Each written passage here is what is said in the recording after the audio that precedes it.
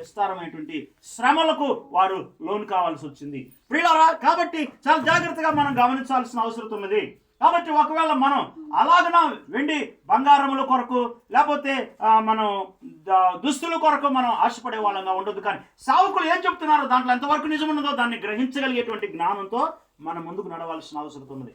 ఎందుకంటే ఇప్పుడు వెండి వదిలిపెట్టు, బంగారం వదిలిపెట్టు. ఇప్పుడు ఎలీషా అన్నాడు, నాకు వెండి వద్దు, నీ బంగారం వద్దు, నీ ధనం వద్దు, నీ వస్తువులు వద్దు, నీ దుస్తులు వద్దు అన్నాడు. అన్నప్పుడు దేవుని బిడ్డలారా దానిలో ఏముందో తెలుసా? దేవుని నీతి దాగి ఉన్నది, అవునా? కాబట్టి దాన్ని గేహాజీ అనుసరించాలా, శిష్యుడు అనుసరించాలా. కానీ గేహాజీ అనుసరించలేదు, దేవుని సేవకుని మాటను ధిక్కరించాడు. లోకానికి పిల్లరా బానిస అయిపోయాడు, లోక ఆశలకు అతను బానిస అయిపోయాడు, పరిగెత్తాడు, అవి తెచ్చుకున్నాడు. చెప్పండి ఏమైపోయింది? తను తన కుటుంబీకులందరూ పిల్లరా మరి సదాకాలము చాలా భయంకరమైనటువంటి కుష్టి వ్యాధితో పిల్లలు బాధపడేట్టు చూస్తా ఉన్నా. కాబట్టి దైవ సేవకుడు చెప్పే దానిలో వాస్తవం ఉన్నది, సత్యం ఉన్నది, మంచి ఉన్నది అని మనం గ్రహించి పిల్లరా దైవ సేవకుడిని నీ కుటుంబానికి ఒక డైరెక్టర్గా నువ్వు పెట్టుకోగలిగితే ఖచ్చితంగా నీ కుటుంబం ఆశీర్వదించబడింది.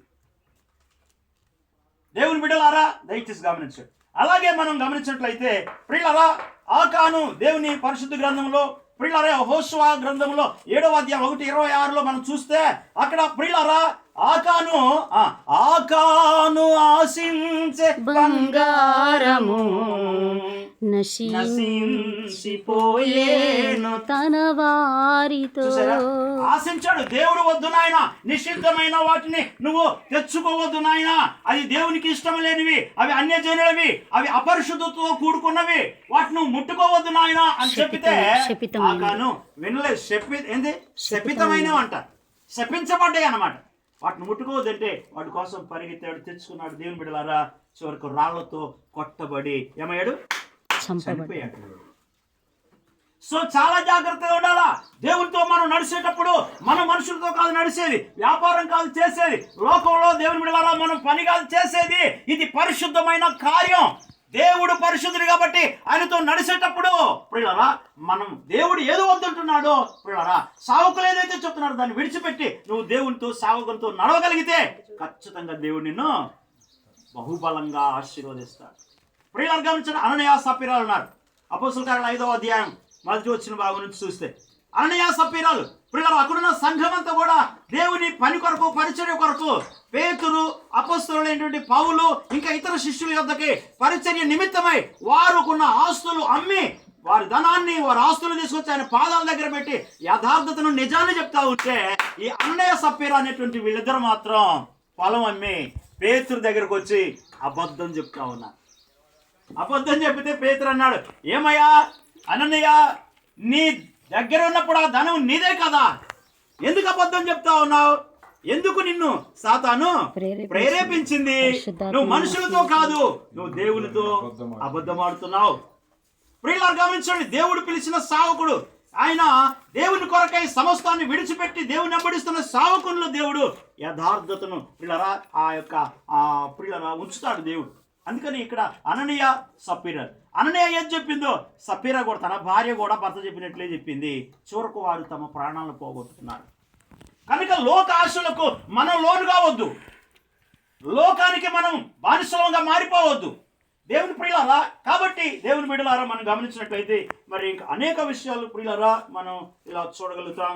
కాబట్టి మరి దయచేసి ఇంకా ఒక్క మాట మీకు చెప్తాను. సరే, ఇక్కడ చూసినట్టయితే ప్రియులారా లోతు భార్య, చెప్పండి లోతు భార్య ఏం చేసింది? ఆదికాండం 19:26 వచ్చిన భాగం ఏం చేసింది? వద్దురా నాయన, ఇల్లొద్దమ్మా, నువ్వు పరిగెత్తు. ఇక్కడ భయంకరమైనటువంటి పాపం వల్ల అక్రమం వల్ల ఈ ప్రాంతం అంతా కూడా సొదొమ గొమొర్రా పట్టణాలు కాలిపోతున్నాయి. దేవుడు వాటిని బగ్గుపాలు చేస్తా ఉన్నాడు, నువ్వు మాత్రం ఇక్కడ ఉండవద్దు, దేవుడు నిన్ను వెళ్ళమంటున్నాడు అని చెప్తే ఆమె ఏం చేసింది? వెన్ను తిరిగి చూసింది. ఏం చేయకూడదు మరి మనం? వెన్ను తిరిగి నాగటి మీద పెట్టి వెనుక తిరిగివాడు అసలు కావాల్సిందే రాజ్యం కోసం, దేవుని రాజ్యం కోసం, పరలోకం కోసం. ఎందుకు ఈ ప్రయాస, ఎందుకు ఈ శ్రమలు, ఎందుకు ఈ త్యాగం, ఎందుకు ఈ కష్టం? చెప్పండి, ఎందుకు ఈ ఉపవాసం, ఎందుకు ఈ జాగరణ? ప్రియులారా ఎందుకని అంటే చివరికి ఆ రాజ్యాన్ని చేరుకోవడానికి. ఆ రాజ్యమే దక్కకపోతే ఇవన్నీ మనకెందుకు? దేవుని ప్రియులారా చాలా ఛాలెంజ్తో కూడుకున్నటువంటి జీవితం క్రైస్తవ జీవితం. అవును, దానికి నీకు ధైర్యం కావాలా, దానికి నిజంగా నీకు ప్రియులారా త్యాగం కావాలా, దానికి సమర్పణ కావాలి. ప్రియులారా రాజ్యాన్ని సంపాదించు చాలా మంది ఇలా పరిగెత్తా ఉన్నారు. చెప్పండి, ఇరుకు మార్గములలో ఏంటట. దానికంటే ముందు ఒక మాట చూడండి, లూకాసు వార్తలో ఒక మాట ఏంటా, ఆ దేవుని రాజ్యంలో ప్రవేశించడానికంటే చాలా మంది ప్రయాసపడతారు కానీ వారి వల్ల కాదని.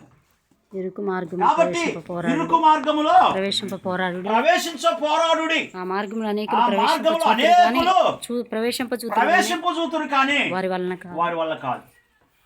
దేవుని బిడ్డలారా, నిజంగానే దేవుని రాజ్యాన్ని మనం కోరుకుంటే ఈ రాజ్యం అంతా ఇస్తానన్నా కానీ నాకు అవసరం లేదని చెప్పాలి. ఏం చెప్పాలా? నాకు అవసరం లేదు. రే బాబు, మంచి చికెన్ రా, మటన్ రా, ఫంక్షన్ ఉందిరా, ఆదివారం ఉండదు తిను అని అంటే వద్దు, నాకు అవసరం లేదు. నా ప్రభు సన్నిధిలో నేను ఉండాలి, నా మందిరంలో నేను ఉండాలి, నా దేవుని నేను ఆరాధించాలి, నా దేవుని ఆజ్ఞను పాటించాలి. దేవుని పిల్లరా, అలాంటి ఒక పౌరుషంతో కూడుకున్నటువంటి భక్తి జీవితాన్ని మనం ఎప్పుడైతే గడపగలుగుతామో దేవునిలో, షడ్రకు మేషకు అబేద్నెగోలాగా దేవుని బిడవరా అగ్నిలో నుంచి నువ్వు బయటకు వస్తావు. ప్రియులారా దానియేలులాగా ప్రియులారా సింహాల బోన్లో నుంచి తప్పకుండా ప్రియులారా నిన్ను దేవుడు బయటకు తెస్తాడు. అందుకని దేవుని పిల్లరా దయచేసి గమనించండి, లోకంలో మనం బ్రతుకుతున్నాం కాబట్టి ఎన్నో ఆశలు కదా మనని వెంబడిస్తూ ఉంటాయి, ఎన్నో అవకాశాలు మనం పడగొట్టాలని ప్రయత్నం చేస్తూ ఉంటాయి.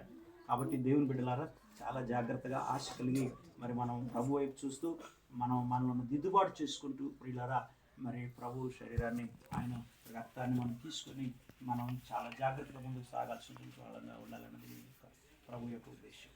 కాబట్టి దయచేసి మరి అట్రీతిగా మనల్ని మనం సరి చేసుకుంటూ దిద్దుబాటు చేసుకుంటూ పిల్లరా మరి ప్రభు శరీరాన్ని తీసుకోవాలని ప్రేమతో మీకు అందరికీ మనం చేసుకోవచ్చు. మరి కొద్ది మాటలు ప్రభు జీవించిన మంచిది.